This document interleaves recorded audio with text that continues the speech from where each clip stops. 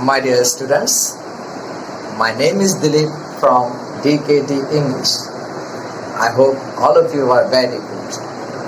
Now, I am going to teach you some important rules of right form of verbs. অর্থাৎ কিভাবে right form of verbs করতে হবে, এটার আসল নিয়মগুলো কি। আমি এখন যে জিনিসটা তোমাকে দেখাচ্ছি বা বুঝাচ্ছি সেটা একটু মনোযোগ দিয়ে ধৈর্য সহকারে কোনো রকম স্কিপিং করা ছাড়া ওয়াচ করো, দেখো, তাহলে আমার মনে হয় কি জিনিসটা কতটুকু সত্য বা মিথ্যা সেটা তুমি নিজে ভেরিফাই করতে পারো। তাহলে চলো দেখছি রাইট ফর্মস অফ ভার্বসের আসল নিয়মগুলো কি।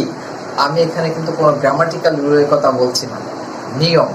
গ্রামাটিক্যাল রুলের অনেকে তোমরা আমি দেখেছি কি সাধারণত টেন্সের ফর্ম বলো, ভার্বের ফর্ম বলো, কিংবা সাবজেক্ট ভার্ব এগ্রিমেন্ট বলো, গ্রামাটিক্যাল সব কিছুই শিখে ফেলেছে, কিন্তু বেসিক কিছু নিয়মকানুন জানো না বলে বা তোমরা অবহেলা করো বলে এই রাইট ফর্মস অফ ভার্ব করতে গিয়ে তোমাদের একটু সমস্যায় পড়তে হয়, বা হয়তো তোমাদের যে এক্সারসাইজটা দেওয়া হয় যেটা করতে গিয়ে তোমরা একটু বিব্রত বোধ করো বা ভুল হয়ে যায়, কিছু অংশ ভুল হয়ে যায়।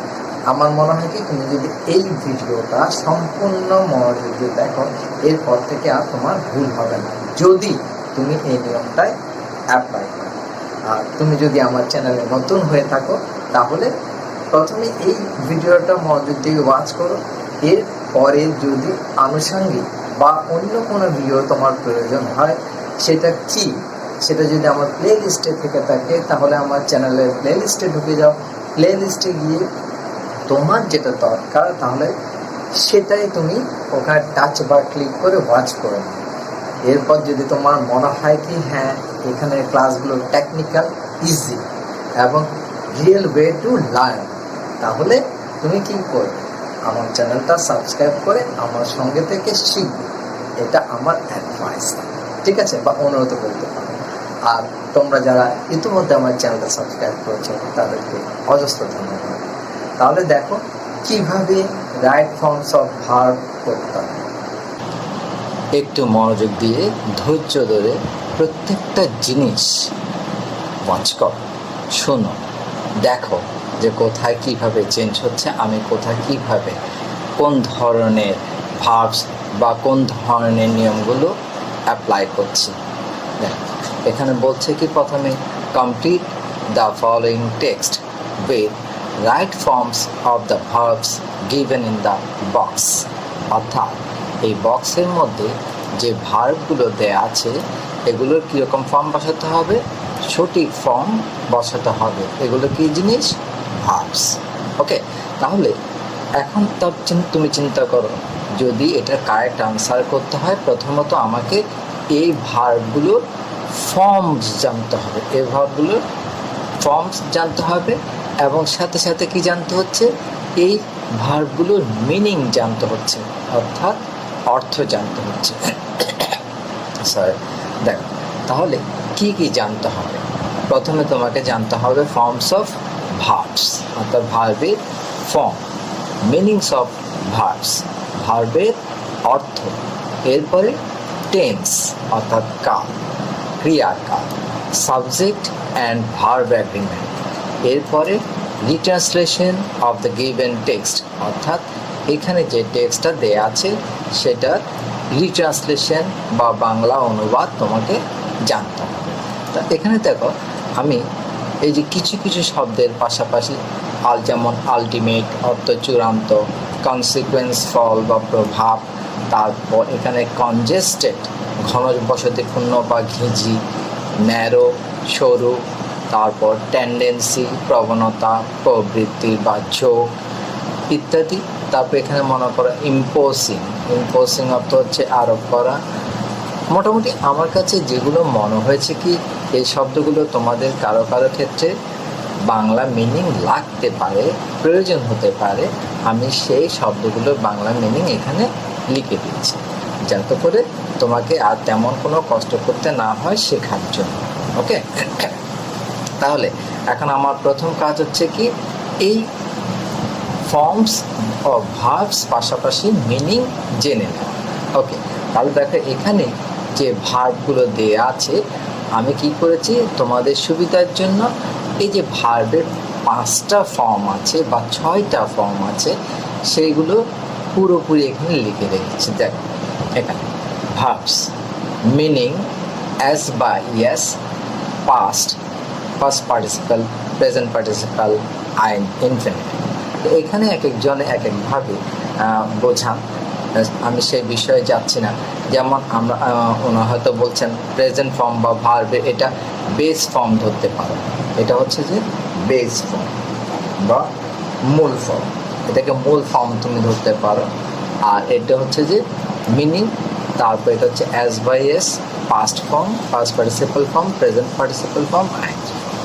ঠিক আছে, তো এই যে বেস ফর্ম বা মূল ফর্ম তার অর্থগুলো আগে জেনে নেওয়া যায়। যেমন দেখো এখানে বলছে কি কজ, কজ মানে কারণ হওয়া, সাফার, সাফার অর্থ ভোগা, ড্রাইভ চালানো, সলভ সমাধান করা, বি যেটা এম ইজ আর তার অর্থ হচ্ছে কি হওয়া। তাহলে যেখানে বিভার দেখবে সেখানে ধরে নেবে যেটা হওয়া অর্থে ব্যবহার হচ্ছে, অর্থাৎ সাবজেক্ট কোনো কিছু হওয়া। ওবে, ওবে অর্থ মান্য করা, ওকা সংগঠিত হওয়া, কেরি বহন করা। ওকে, তাহলে এই জিনিসগুলো গেল। প্রথমে আমি ভার্বের মিনিং জানলাম, ফর্ম, এবার আমাকে কি জানতে হবে, ভার্বের ফর্মগুলো জানতে হবে। দেখ এখানে পাশাপাশি তোমাকে আমি একটা কথা বলে রাখি যে প্রত্যেকটা ভার্বের ফর্ম জানার পাশাপাশি তাদের স্পেলিং বা বানানগুলো তোমাকে অবশ্যই জানতে হবে। তা না হলে তোমার যদি হয়তো তুমি ফর্ম জানলে, ফর্ম জানার পর যদি বানানগুলো ভুল করে বসো তাহলে সেটার কোনো সঠিক অর্থ রইল না, অর্থ চেঞ্জ হয়ে গেল। সুতরাং তোমার সেন্টেন্স বা রাইট ফর্ম অফ ভার্ব বলো, যেটাই বলো না কেন সেটা কি ভুল হয়ে গেল। সুতরাং এই বিষয়ে একটু সতর্ক থাকবে। কজ, কজ হচ্ছে বেস ফর্ম, এটা causes, as by S form. এই অ্যাজ বাই এস ফর্মটা খুব ইম্পর্টেন্ট একটা ফর্ম, যেটা তোমাদের অনেক স্টুডেন্টস একটু ভুল করতে পারে বলে বা ভুল করেছে আমার জানা মতে, প্রায় সময় ভুল করে থাকে। এই অ্যাজ বাই এস ফর্ম এটা হচ্ছে যে প্রেজেন্ট ইনডেফিনিট টেন্সে যখন subject third person singular number হয়, তাহলে খেয়াল রাখতে হবে যখন প্রেজেন্ট ইনডেফিনিট টেন্সে subject third person singular number হয় তখন এই ফর্মটা বসে, অ্যাজ বাই এস ফর্মটা বসে, অর্থাৎ ভার্বের সাথে অ্যাজ বাই এস যোগ হয়। সরি, তারপর কি পাস্ট ফর্ম। ঠিক আছে, এরপরে পাস্ট পার্টিসিপাল ফর্ম দেখো causes, caused, caused, causing, to cause. এই যে ইনফিনিটিভ ভার্বটা বলছি, এই ভার্বটার দিকে একটু লক্ষ্য রাখলে তুমি দেখতে পাবে কি এই প্রত্যেকটা ভার্বের আগে একটা প্রিপারেশন টু বসে এবং টু বসার সাথে সাথে এই ভার্বের ফর্মটা কিন্তু বেস ফর্ম হয়ে যায়। দেখো এখানে যে কজ আছে এখানেও সেটা হয়ে গেছে কজ, আর প্রেজেন্ট পার্টিসিপাল ফর্ম কি ভার্বের সাথে আইএনজি যোগ করা। ঠিক আছে, এটাকে আমরা আইএনজি ফর্মও বলতে পারি। ঠিক আছে, এখন এটাকে যদি আমরা প্রেজেন্ট পার্টিসিপাল ফর্ম বলছি কিন্তু এটা কিন্তু পাস্ট পার্টিসিপালও ব্যবহার হচ্ছে, যেমন পাস্ট কন্টিনিউয়াস টেন্সে সব ধরনের কন্টিনিউয়াস টেন্সে এই আইএনজি ফর্মটা ব্যবহার হয়। সুতরাং এই জায়গায় তুমি আইএনজি ফর্ম লিখে দিলেও ভুল হবে না, বা আমার মনে হয় সেটাও অ্যাপ্রোপ্রিয়েট হবে। এরপর দেখো suffer, suffers, suffered, suffered, suffering, বানানগুলো একটু দেখো। To suffer, drive, drives, drove. দেখো এখানে এতক্ষণ ইডি যোগ হয়েছে বা এখানে ডি যোগ হয়েছে, এখানে দেখো ইডি যোগ হয়েছে কিন্তু এখানে ডি যোগ হয়েছে। এখানে আবার দেখো আই বাদ দিয়ে এখানে কি হয়েছে, ও হয়েছে, ড্রাইভ, ড্রোভ। আবার এখানে কি, এখানে ডি ইডি যোগ হয়েছিল কিন্তু এখানে কি হয়ে গেছে, অ্যান যোগ হয়ে গেছে। তারপর এখানে ওয়াই কেটে গিয়ে এখানে যে ই আছে ই কেটে গিয়ে সেখানে আইএনজি যোগ হয়ে গেছে।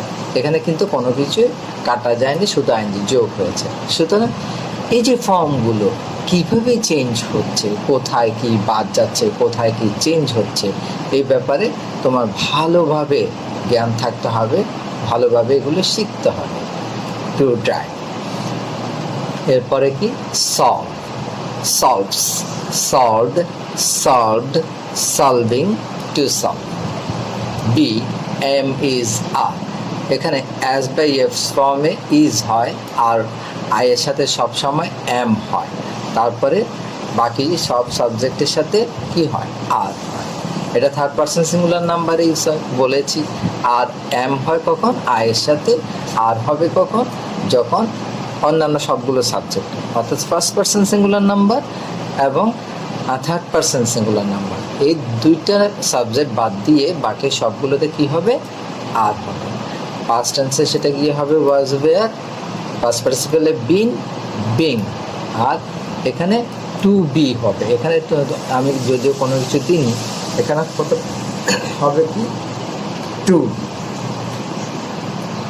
টু বি হতে পারে, তবে টু বি হলে কিন্তু ভার্বের আকার পাস্ট পার্টিসিপল ফর্ম হয়ে যাবে, যেটা হওয়াটা উচিত না। ঠিক আছে, তাহলে এখন obey, obeys, obeyed, obeyed, obeying, to obey. Occur, occurs, occurred, occurred, occurring, occur. Carry, carries, carried, carried, carrying, to carry.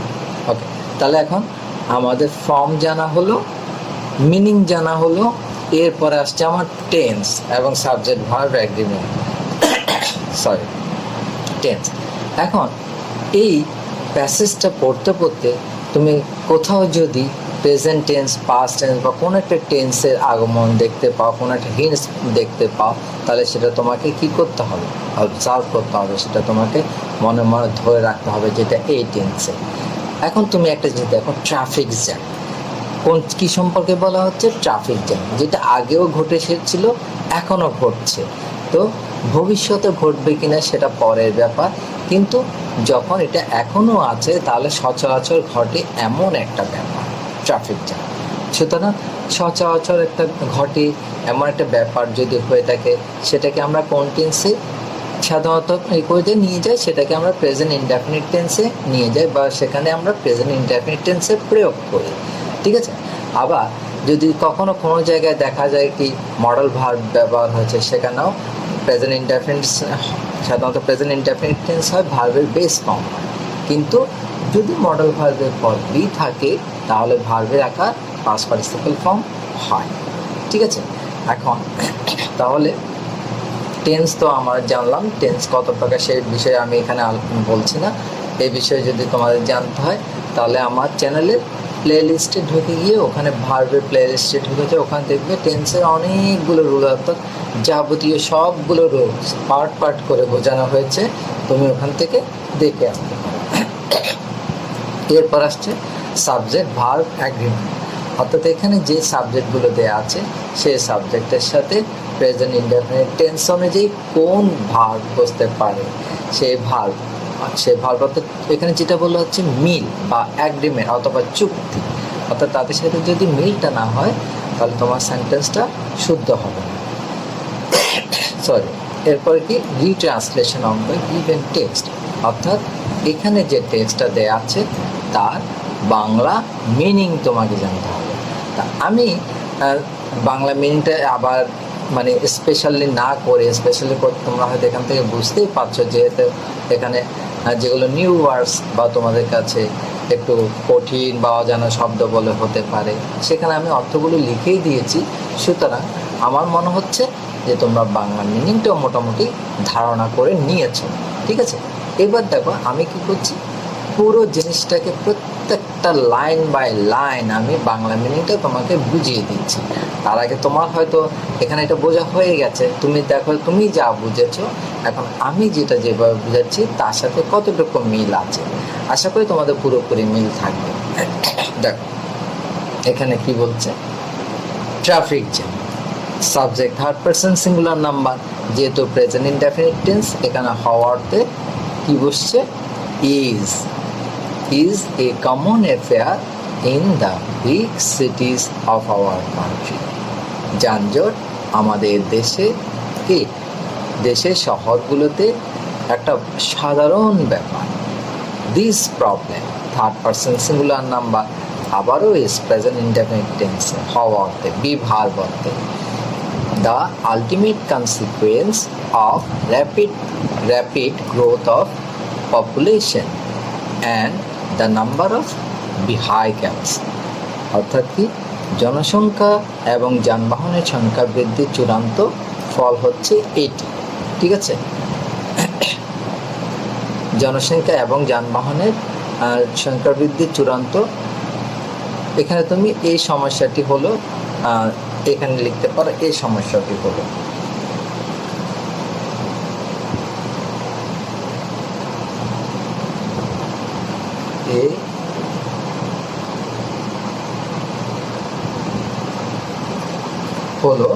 জনসংখ্যা এবং যানবাহনের সংখ্যা বৃদ্ধির চূড়ান্ত ফল।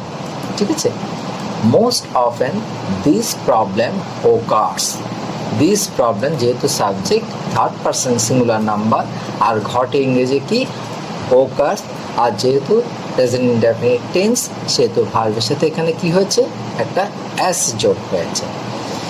In the congested area where the roads are very narrow, যেখানে এই সমস্যাটি প্রায় কোথায় ঘটে থাকে, ঘনবসতিপূর্ণ এলাকায় বা ঘিঞ্জি এলাকায় ঘটে থাকে, যেখানে রাস্তাগুলো কি খুবই সরু। Overtaking tendency also causes traffic jam, also causes, যেহেতু ওভারটেকিং টেন্ডেন্সি হচ্ছে কি এড়িয়ে যাওয়ার বা এগিয়ে যাওয়ার একটা মন মানসিকতা, এটা আনকাউন্টেবল নাউন, সুতরাং subject third person singular number, present indefinite tense, আর তাই ভার্বের সাথে অ্যাস যোগ হয়েছে। এটি এগিয়ে যাওয়ার প্রবণতা এই যানজটের কারণ। সাম ড্রাইভার্স ডিজোভে, এখানে দেখো some driver subject third person plural number, আর তাই কি হয়েছে ভার্বের বেস ফর্ম বসেছে, ডিজোভে দ্য ট্রাফিক রুল, কিছু চালক ট্রাফিক নিয়ম অমান্য করে। দে ড্রাইভ, এখানে দেখো subject third person plural number, আর তাই প্রেজেন্ট ইনডেফিনিট টেন্স হিসেবে ভার্বের বেস ফর্ম বসেছে। দ্য ভেহিকলস কেয়ারলেসলি, তারা বেপরোয়াভাবে যানবাহন চালায়। Traffic jam causes great sufferings to the ambulance carrying patient, অর্থাৎ কি হচ্ছে ট্রাফিক জ্যাম কজেস, অর্থাৎ যানজট রোগী বহনকারী অ্যাম্বুলেন্সে চরম দুর্ভোগের কারণ, অর্থাৎ এই যে traffic jam subject third person singular number, present indefinite tense, আর কারণ হিসাবে কজ, আর ভার্ব যেহেতু প্রেজেন্ট ইনডেফিনিট টেন্স সেহেতু ভার্বের সাথে অ্যাস যোগ হয়েছে। Great suffering to the ambulance carrying, to the ambulance, এখানে দেখো ট্রাফিক জ্যাম কি ট্রাফিক জ্যামের কারণে ভোগান্তির কারণ ক্যারিং, এরপরে দেখো যেহেতু একটা কমপ্লিমেন্ট হতে পারে বা অবজেক্ট হতে পারে, তার পরবর্তীতে ভার্ব আসছে, সুতরাং সাবজেক্ট কমপ্লিমেন্ট বা অবজেক্ট কমপ্লিমেন্ট হিসেবে যদি কোনো ভার্ব থাকে তার সাথে কি যোগ করতে হয়, আইএনজি যোগ করতে হয়। এটা তুমি যদি সাবজেক্ট কমপ্লিমেন্ট হিসেবেও ধরো বা অবজেক্ট কমপ্লিমেন্ট হিসেবেও ধরো, তার সাথে আইএনজি যোগ করতে হচ্ছে। Patient, office goers and school going children also suffer a lot due to traffic jam, অর্থাৎ অফিসগামী ও স্কুলগামী ছেলেমেয়েরাও যানজটের কারণে অনেক ভোগান্তিতে পড়ে। ঠিক আছে, অনেক ভোগান্তিতে পড়ে। তারপর তাহলে দেখো এখানে মূল সাবজেক্ট কি, office goers and school going children. Office goers মানে কি, যারা অফিসে যাতায়াত করে তারা, আর এখানে স্কুলগামী ছাত্রছাত্রীরা। ঠিক আছে, এখানে অফিসগামী লোকেরা হবে, যদি এখানে অফিস সেই ধরনের কোনো শব্দ দেয়নি, আমি শুধু অফিসগামী ও স্কুলগামী লিখলাম। ছেলে মেয়েরাও এই যানজটের কারণে অনেক ভোগান্তিতে পড়ে। আর এখানে যেহেতু subject third person plural number, আর তাই ভার্বের সাথে অ্যাস বাই এস যোগ হয়নি, বেস ফর্মই বসেছে। However, this problem can be solved, একটু আগে বলেছি দেখো মডাল ভার্ব, এখানে ক্যান, ঠিক আছে। যদি মডাল ভার্ব একাই বসতো তাহলে এখানে ভার্বের আকার বেস ফর্ম হতো, কিন্তু এখানে যেহেতু মডাল ভার্বের পর বি বসেছে আর তাই ভার্বের আকার পাস্ট পার্টিসিপল ফর্ম হয়ে গেছে। To a great extent by imposing traffic rules strictly, তবে ট্রাফিক নিয়ম কঠোরভাবে আরোপ করে এই সমস্যাটি অনেকাংশে সমাধান করা যেতে পারে। তাহলে এখানে আমরা কি শিখলাম, একটা নতুন জিনিস আমরা শিখলাম, সেটা হচ্ছে কি মডাল ভার্ব থাকলে পরবর্তী ভার্বের বেস ফর্ম হয়, কিন্তু মডাল ভার্বের পর যদি বি থাকে ভার্বের আকার পাস্ট পার্টিসিপল ফর্ম হয়।